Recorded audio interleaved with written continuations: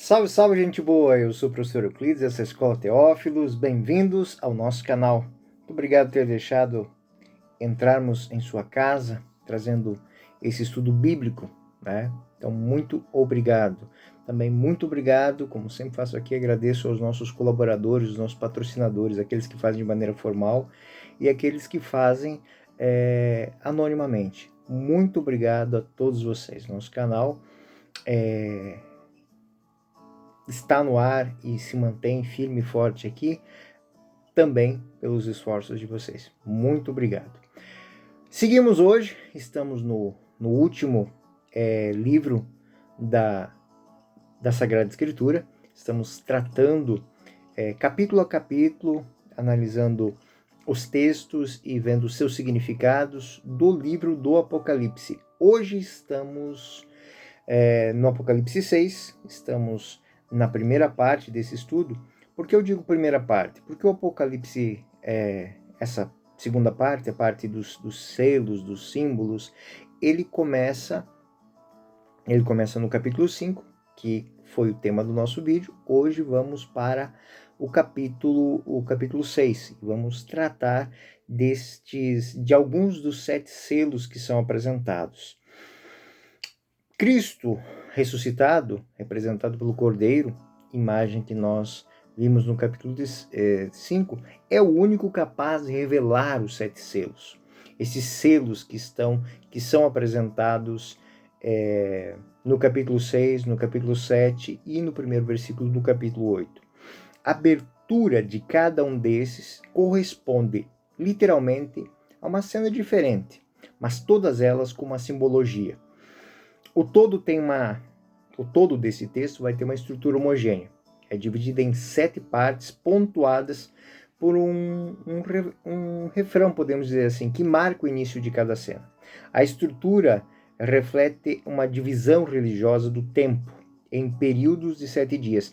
E aí nós vemos que o autor do Apocalipse, ele faz menção propriamente ao livro do Gênesis. O símbolo teológico para enquadrar toda a história é uma ferramenta sacerdotal da santificação do tempo. Então, a intervenção criadora de Deus, a intervenção criativa de Deus, ela se manifesta pontuando. E esse pontuar vai de 1 a 7. Nós vemos essa experiência, né? Gênesis 1, 1 a 4. No princípio, Deus criou o céu e a terra. A terra estava sem forma e vazia, as trevas cobriam o abismo e o Espírito de Deus pairava sobre as águas. E Deus viu que era boa. Precisamente é o modelo deste poema, né, que coloca o sétimo dia como o objeto absoluto, o termo de toda a criação.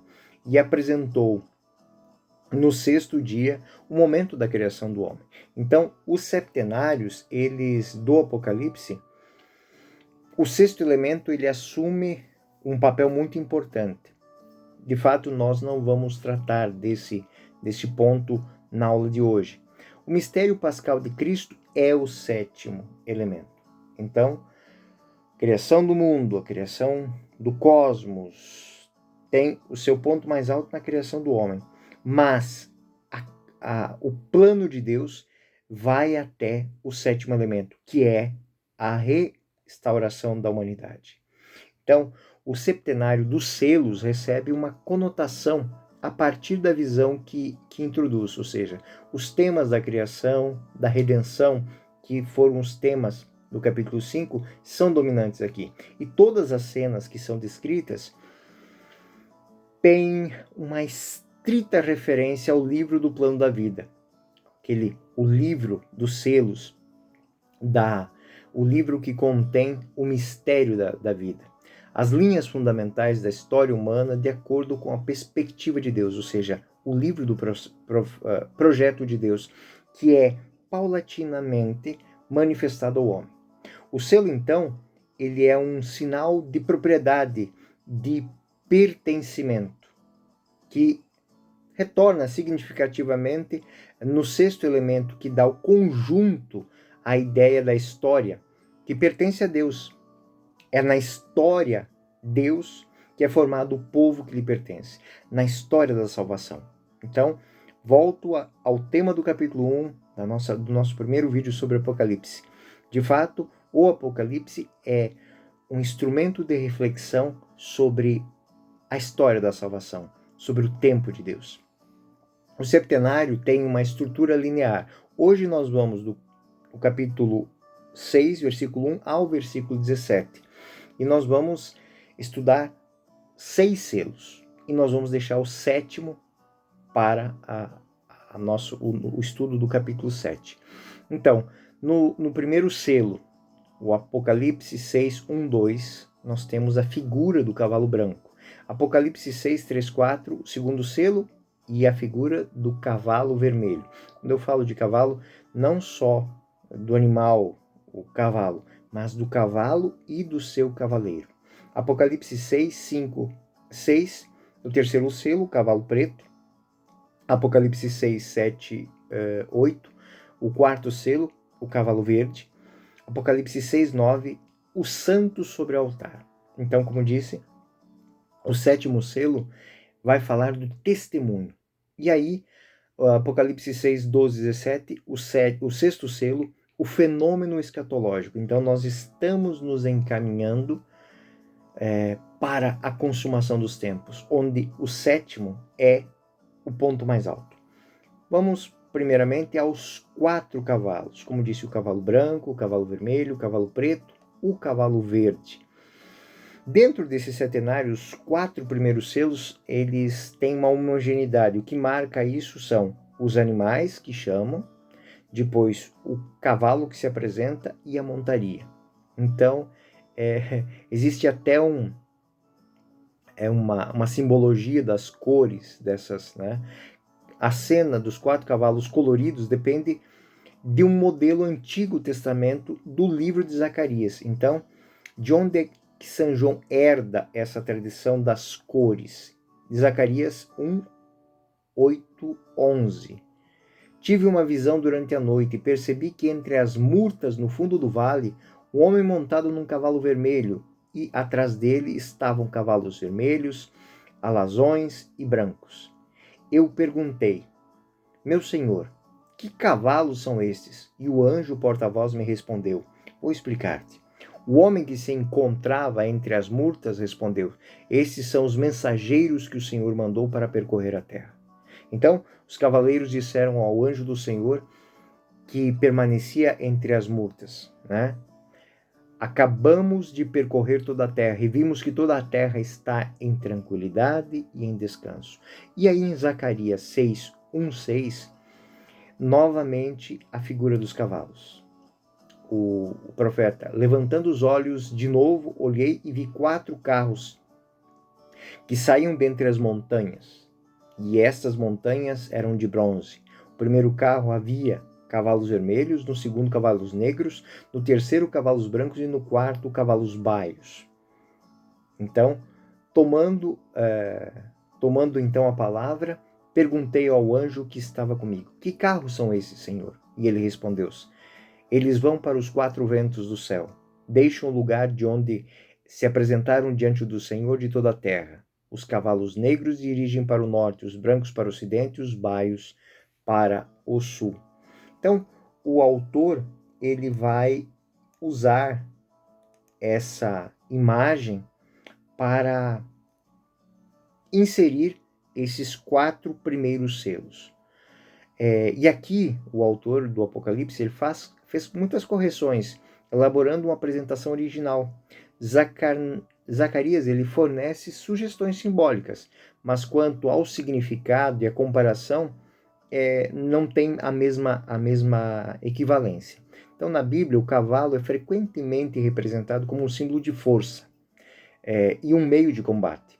Carruagens, cavalos, cavaleiros, a gente vê isso nos salmos, nos hinos, indicam poder e um instrumento de dominação. Então, tanto que isso veio para o nosso tempo, né? Os grandes conquistadores sempre são representados montados em cavalos de combate, em cavalos de batalha. Em si, no entanto, o cavalo não é nem um sinal positivo nem negativo para a nossa reflexão. Não é nem ruim e nem bom. Ele pode ser Ele é apenas uma realidade conjunta com o cavaleiro. Por isso, dependendo do contexto e do tema, pode ser um símbolo ruim, guerra, violência, morte, ou bom, vitória contra o mal, por exemplo. Então, Apocalipse 19, 11 e 16, nós vamos ver o céu, João mostra, vi o céu aberto, e eis que aparece um cavalo branco. Seu cavaleiro chama-se Fiel e Verdadeiro. É com justiça que julga e guerreia. E aí, neste caso, ele tem, nesse contexto, evocam as forças que dominam a história. Então, nós temos os governantes, nós temos aqueles que dominam sobre as nações, nós temos aqueles que governam os exércitos celestes, aqueles que julgam. Então, toda essa dinâmica que está apresentada em Apocalipse 19, 11 e 16, eles são a dinâmica mais profunda que marca a história, ou seja, os poderes do mundo. Cada um dos cavalos é chamado por um dos 4 seres vivos. Então, apesar da complexidade do símbolo, este fato enfatiza que as forças da história estão sob a jurisdição de Deus, do Kyrios, associado ao trono de Deus, ou seja, estes são eventos que não têm nada de aleatórios e nem descontrolados. É por isso que, da mesma maneira que o livro do Gênesis, e no primeiro dia, e no segundo dia, e no terceiro dia, aqui nós vamos ter uma sequência. E essa sequência ela é coordenada. Apocalipse 6, 1, 2. Depois de o Cordeiro abrir o primeiro selo. O Cordeiro é aquele que tem, é o Senhor, é aquele que tem o poder de abrir os selos. Ele é digno de fazer isso. O Cordeiro abrir o primeiro selo e ouvi dos 4 animais, um dos 4 animais chamar com voz de trovão: vem. E vi aparecer então um cavalo branco, e seu cavaleiro tinha um arco. Foi-lhe dada uma coroa e partiu como vencedor para tornar a vencer. O primeiro cavalo é descrito ambíguo. Alguns traços distinguem dos outros 3. Mas, assim, a guisa de regra, o esquema descritivo é quase o mesmo. Na história da exegese, de fato, este símbolo foi interpretado de formas, podemos dizer assim, totalmente opostas.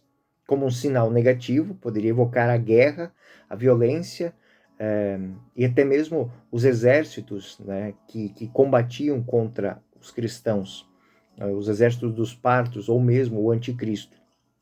E também como um sinal positivo, que foi entendido como um símbolo da palavra de Deus, o Evangelho e até mesmo o próprio Cristo.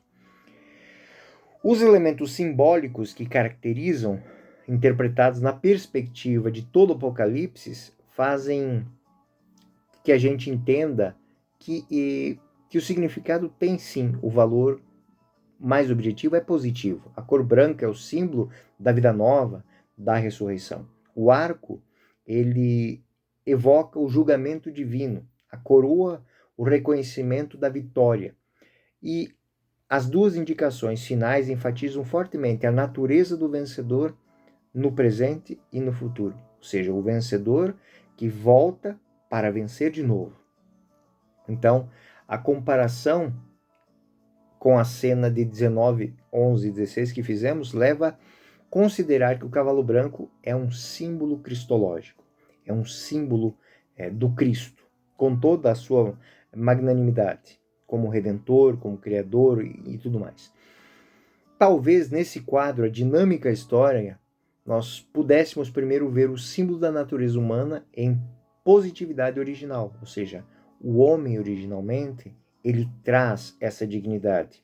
A própria imagem de Deus é destinada, apesar de tudo, à vitória final, ou seja, o homem, a humanidade, o projeto de Deus, ao final se revelará como vitorioso. Então, aquela expressão, o vencedor que vence novamente. E aí, nós vamos para outro selo, Apocalipse 6, 3, 4. Quando abriu o segundo selo, ouvi o segundo animal clamar: vem.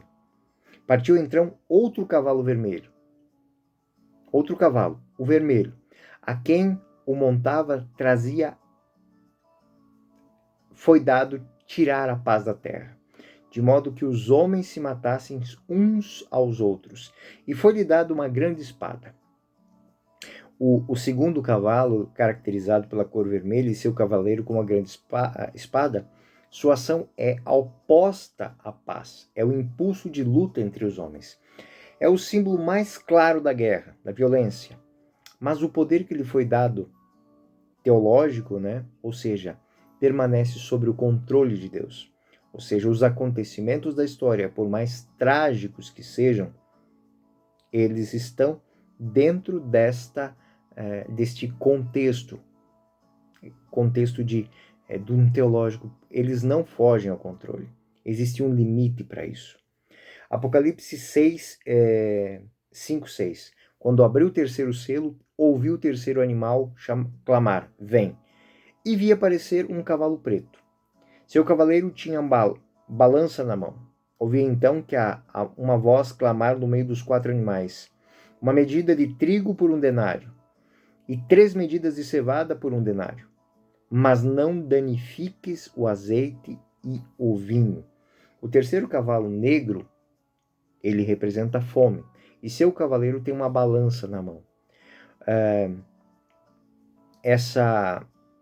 Isso se destaca que é uma memória que a gente tem. Os alimentos são rações que têm preço, e esse preço sobe vertiginosamente. São bens essenciais que devem ser usados com moderação. Então, existe aqui um equilíbrio que se perde. É a fome, flagelo mais sério da humanidade.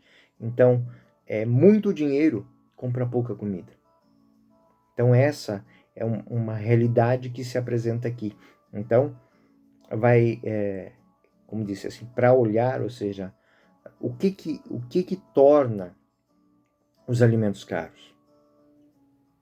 Então, é um equilíbrio que você tem que fazer. Então, aqui cabe sempre uma reflexão, como disse, é a história da salvação. Como é que a gente vê essa questão do valor dos alimentos? O que deixa os alimentos caros? Nós estamos vivendo um tempo que essa reflexão ela é muito interessante, muito própria, inclusive, para ser feita. Nós estamos vivendo em que nós produzimos coisas, nós fazemos serviços para comprar alimentos. Mas o alimento em si, ele é produzido no outro local, sem nosso conhecimento, e quando alguma coisa desta corrente se quebra, ou se danifica, ou se perde, então o valor do alimento ele deixa de ter um valor real e passa a ter um valor hipotético. O meu serviço, o meu trabalho, perde o valor e o alimento ganha. Então, existe aqui uma reflexão sobre isso. É uma balança. Então, qual o valor que eu dou ao alimento? Nenhum, até ele faltar. Qual o valor que eu dou ao trabalho? Nenhum, até ele ser insuficiente para pagar o meu alimento. Então, essas são a ferramenta do texto de João para fazer a gente refletir sobre o valor do alimento, o valor da fome, o flagelo que isso gera na humanidade e as mazelas que a fome traz. Apocalipse 6, 7, 8. Quando ouvi o quarto selo, ouvi a voz do quarto animal que clama vem. E aí vi um cavalo esverdeado. Seu cavaleiro tinha o nome Morte, e a região dos mortos o seguia. Foi-lhe dado o poder sobre a 4ª parte da terra para matar pela espada, pela fome, pela peste e pelas feras. Então, é uma imagem, né? O cavalo verde, né? É uma cor irreal, ela é provocativa, faz menção a algo em putrefação, né? Quando a gente olha para a carne está verde, a minha mãe dizia isso, a carne está verde, isso aí não serve para comer não. Então, esse tipo de coisa, essa visão que se tem, ela evoca algo machucado, esverdeado, a pele de um cadáver. Na verdade, seu cavaleiro é a própria morte, seguida pela figura simbólica do Hades, Sheol, das feras do submundo. E nesse quarto cavalo, João resumiu diferentes poderes da morte. Então, os poderes da morte, né? Para matar pela espada, pela fome, pela peste, pelas guerras. Então, esse cavaleiro, ele é a somatória de todas as mazelas do homem. Guerra, fome, peste, violência. E assim, João faz uma memória de Ezequiel 14, 21. Assim fala o Senhor Deus, diz Ezequiel 14, 21. Mesmo que lance aos 4 funestos flagelos, espada, fome, ferras, peste contra Jerusalém, para exterminar dela homens e animais. Então, estas forças dominam, afligem a humanidade, mas seu poder está sujeito a Deus. Simbolicamente, afeta apenas 1/4 da terra, a alma dos mortos sobre o altar, que é outro tema agora. Então, os 4 cavaleiros, e agora nós vamos falar de algo muito interessante. As testemunhas, os mártires. Apocalipse 6:19, almas dos homens imolados por causa da palavra de Deus. Até quando tu és, o Senhor, o Santo verdadeiro, ficarás sem fazer justiça, sem vingar o sangue dos habitantes da terra? Então, na abertura do 5º selo, o esquema muda de tema. Então, os 4 cavalos eles vão dar uma temática de tudo aquilo pelo qual a humanidade pode passar. Todas as situações dolorosas, situações de opressão, quando o poder é sublevado, a situação da fome, da morte, da violência, da guerra, das pestes, tudo isso se revela no mundo. E esta revelação na história da salvação mostra que depois que tudo isso passe, isso tudo vai passar. Isso tudo é temporário. A partir disso, nós temos uma outra situação. Ou seja, tudo o que ocorreu agora passará por o crivo do julgamento de Deus. Então, outra força na história que é importante, a oração dos mártires. E aqui, São João aponta para a comunhão dos santos. O poder que os santos têm de interceder diante de Deus. Resumidamente, a cena apresenta almas sobre o altar. A imagem, ela deriva de um conjunto de usos e crenças típicas do judaísmo. O sangue das vítimas de sacrifício foi derramado na base do altar, isso é Levíticos 4:7.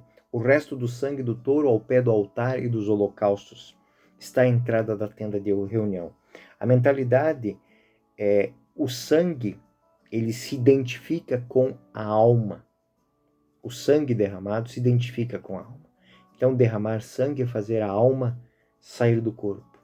Então, essa realidade é um pouco mítica para o povo de judeu, mas João se apropria disso. Como eu disse na nossa introdução ao Apocalipse, são contextos, são conceitos conhecidos por aquelas comunidades. Também Levítico 17:11 reflete isso. Pois a alma da carne está no sangue. E dei-vos esse sangue para o altar, a fim de que ele sirva de expiação por vossas almas, porque pela alma que o sangue expia. Então, aqui ele faz uma dupla conotação. O sangue derramado das testemunhas de Cristo e o próprio sangue de Cristo como fonte de expiação, de redenção. A reflexão judaica sobre o destino dos mortos tinha então concluído a fé na proximidade com Deus para as almas dos justos, ou seja, Deus vê o sangue. Deus vê o sangue que clama da terra. E aí a gente faz menção ao livro do Gênesis, Caim, que mata Abel, e quando Senhor o questiona. O sangue de teu irmão clama da terra. Onde está teu irmão? E aí ele diz assim, eu não sou responsável por ele, mas o sangue de teu irmão clama da terra.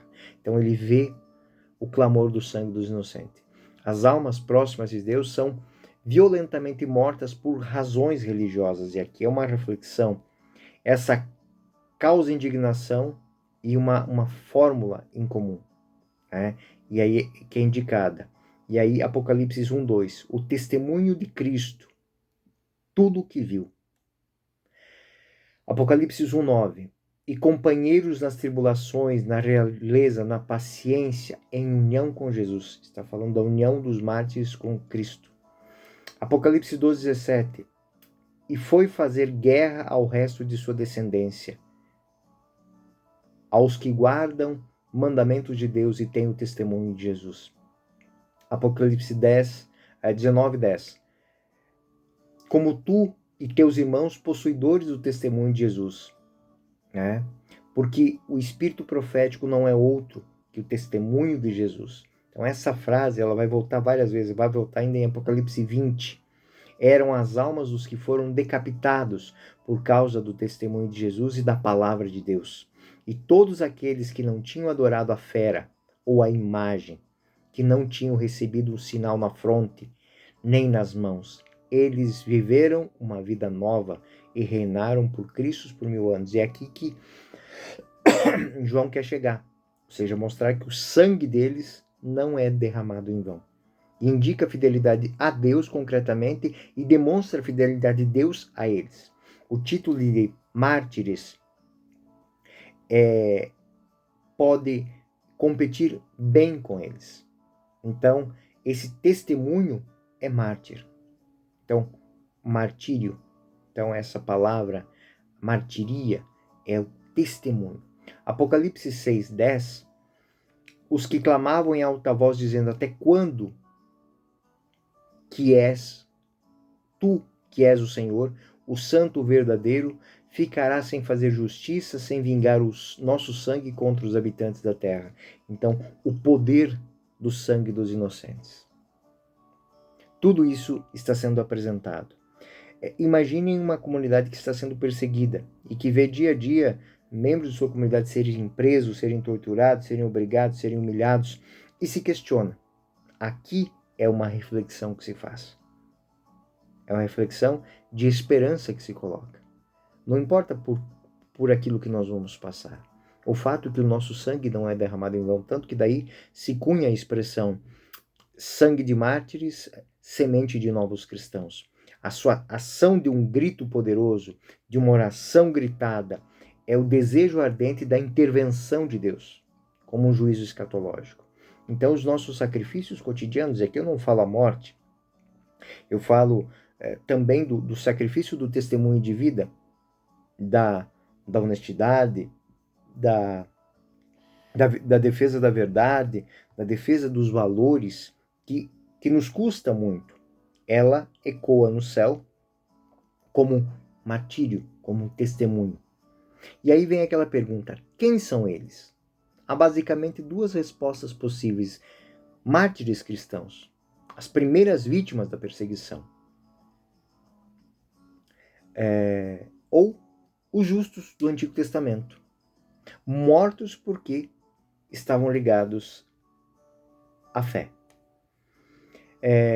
Mas ver cristãos nesses personagens coloca alguns problemas do ponto de vista da teologia e também alguns do ponto de vista histórico, para ser bem sincero. Enquanto é sem dúvida mais em conformidade à abordagem geral do Apocalipse, temos que entender que essas figuras são vítimas da perseguição antirreligiosas e pré-cristãs. Então, a reflexão que se faz em cima delas, naquele momento, é todos aqueles que foram perseguidos por sua fé, no momento pré-cristão. Então, é uma grande reflexão, ou seja, o poder deles, ou seja, nós que vivemos a fidelidade, quem vai nos vingar? Vingar aqui não no sentido de fazer mal a outros, mas que vai dizer que eles não morreram em vão. Durante o período do século I, século II, muita perseguição foi feita, principalmente por Antíoco Epífanes, né? Antes de Cristo, o século I e o século II antes de Cristo, eles têm essa marca de uma perseguição descontrolada para com os judeus, os homens de fé. E isso é apresentado pelo livro de Daniel. Então, e a gente sabe que o livro de Daniel ele influenciou diretamente na obra. Então, se leva a crer, se compreende que quando ele fala do poder da oração desses mártires, ele está falando, sim, de um momento pré-cristão, mas de pessoas que viveram a fé para trazer a fé ao limiar onde nós abraçaríamos a fé. Apocalipse 6:11. Então foi dada a cada um deles uma veste branca.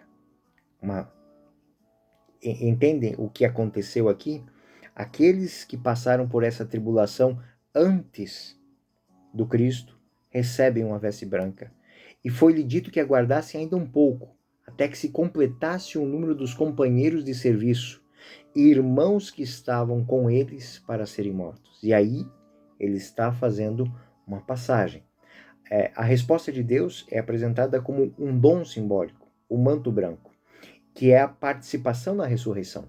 E é o convite ao paciente esperar, a comunhão dos santos, aqueles que esperam a consumação do tempo. E isso é muito interessante porque é algo que emana de Sabedoria 3:1. As almas dos justos estão nas mãos de Deus e nenhum tormento as tocará. Ou seja, eles já estão na presença de Deus. Eles estão na consumação do tempo. É o pensamento confiante do judaísmo pré-cristão, intimamente ligado com o desejo da intervenção escatológica de Deus, de colocar ordem no mundo dominado pelo mal. Da mesma maneira que no século I e século II antes houve perseguições, elas estão voltando agora. É um combate que está se completando. O antigo se une ao novo, espera as testemunhas do novo. E aí nós chegamos ao ponto em que o autor do Apocalipse quer que nós chegamos. Agora é a minha vez. Agora é a minha parte, é o meu momento de dar testemunho. Então, o martírio, a oração dos mártires, são a grande força no progresso da história, porque elas tendem a atrair a transformação, atrair a mudança. Isso é muito claro para a gente. Todas as vezes que nós vemos uma situação de extrema opressão, isso modifica a mentalidade do mundo. E nós temos aí as grandes guerras que não nos deixam incólumes diante delas. Os males que a humanidade fez. E muitas coisas mudaram no mundo a partir dessas guerras, a partir desses sofrimentos, a partir dessas dores. Não somente pela crueldade com que elas foram feitas, mas com uma reflexão que a gente faz sobre a nossa vida, sobre a nossa caminhada, sobre a nossa história. Cristãos que matam cristãos, guerras ditam santas que nada têm de santas, mas são fomentadas por dinheiro, por todas aquelas peças que nós encontramos na introdução dessa parte, ou seja, na guerra, na fome, na violência, na crueldade. Então, a tensão que é criada, ela vai agora em direção ao sexto selo, que, como disse, é o momento culminante do septenário. É a intervenção salvífica de Deus que apresenta três imagens justapostas, três pinturas, três visões, que seguem uma outra para completar os aspectos do único mistério. E aí, em Apocalipse, a primeira imagem que nós temos, a primeira foto, é a intervenção de Deus. Então, Apocalipse 6, 12, 17. Depois de o Cordeiro abrir o sexto selo, então veio um grande terremoto. Escureceu, o sol escureceu-se. A lua tornou-se toda vermelha como sangue. As estrelas caíram por terra, como frutos verdes que caem da figueira agitada por uma forte ventania. O céu desapareceu, como um pedaço de papiro que se enrola. e todos os montes e ilhas foram tirados do seu lugar. Então os reis da terra, os grandes chefes, os ricos, os poderosos, todos, tanto escravos como livres, esconderam-se em cavernas, grutas e montanhas. E diziam às montanhas e aos rochedos: Cai sobre nós, e escondei-nos da face daquele que está sentado no trono e da ira do Cordeiro. Porque chegou o grande dia, o dia da ira.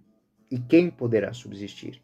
E aqui, lembro que vem a grande expressão dies irae, o dia da ira do Senhor. Tudo aquilo que as vozes proféticas falavam é esse o momento. Então, as imagens da revolta cósmica, o mundo se contorce, o mundo se esfacela. O gênero que temos aqui é exatamente o gênero apocalíptico, que ele vai evocar uma mudança radical que é Deus que intervém na história, ou seja, dá um basta.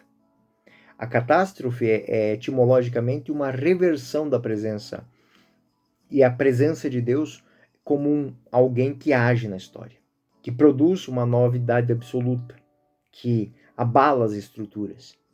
E aí é uma catástrofe positiva, ou seja, é necessário passar por esse processo para de fato ver a glória de Deus, ver a manifestação dele na história, haver mudança. E aqui é o que São João quer apresentar no Apocalipse. O sexto selo, ele vai mostrar que não existirá uma consumação dos tempos sem uma reviravolta completa da história, sem uma transformação completa das estruturas da história. E aí nós vemos todos os responsáveis por essa história perdidos, querendo fugir, porque não cumpriram bem o seu papel. E aí a ameaça ou a previsão dessas terríveis desastres naturais para o futuro é uma linguagem tradicional. E aí é um trabalho de consumação do tempo. Apocalipse 12, 14. Depois de o Cordeiro abrir o sexto selo, sobreveio o terremoto. Todas essas coisas são reviravoltas cósmicas. São a intervenção total de Deus em uma situação. E aí se apresentam 7 tipos de pessoas que reagem a esses fenômenos fugindo, 5 das quais são os homens poderosos. O mundo terreno constituído como absoluto é uma poderosa estrutura fundamentada em atos maus. E agora isso está sendo perturbado e Deus está intervindo nisso para que haja uma mudança. Então, é o momento de reconhecer a presença de Deus. O homem descobre seu próprio fracasso e tenta se defender fugindo, desaparecendo. E a citação de Oséias 10. Serão destruídos os lugares altos de Bet-Aven, o pecado de Israel. Espinhos, abrolhos crescerão em seus altares. Então as montanhas, direis então as montanhas, montanhas, cobri-nos, colinas, caí sobre nós. E também Lucas vai citar isso. Lucas cita isso dizendo no capítulo 23, no versículo 30. Então dirão aos montes, caí sobre nós, e aos outeiros e às colinas, cobri-nos. Esta é aproxima a cena do contexto da paixão de Cristo, porque chegou o grande dia, o dia da ira, o dia que ninguém subsistirá. Quem subsistirá isso? Apocalipse 6,17. Essa destruição catastrófica, ela serve para apresentar o grande dia, o dia do Senhor, o dia decisivo. Anunciado e aguardado pelos profetas, agora João pode dizer que esse dia chegou. A característica deste dia é a ira do Cordeiro, uma expressão provocativa de sua ironia, que quer significar a força messiânica que destrói o mal. Ou seja, a vinda de Cristo, a transformação do mundo, ela passará por um abalo das estruturas do mundo. O mundo que vai reconhecer o seu fracasso enquanto gestor do mundo. E aí, Deus que transforma. A pintura A imagem termina com uma pergunta: quem pode ficar? Quem subsistirá? Ou seja, quem pode se opor à intervenção de Deus? Quem tem a força para preservar a existência independentemente de Deus? Ou seja, quem é Deus de si? A resposta será dada nos seguintes quadros, e esses quadros são os quadros que nós vamos ver na nossa próxima aula, quando vamos estudar o capítulo 7. Aqui finalizo esta síntese teológica, esta pequena análise do capítulo 6. Então, nós tratamos os primeiros 6 selos. E agora, para a próxima aula, nós vamos tratar o 7º selo e a repercussão dessa transformação escatológica, segundo o livro do Apocalipse. Eu sou o professor Euclides, essa Escola Teófilos. Muito obrigado pela sua participação, pela sua audição desse vídeo, e que o Senhor o proteja, o abençoe. Bom estudo, até o próximo vídeo. Fiquem com Deus.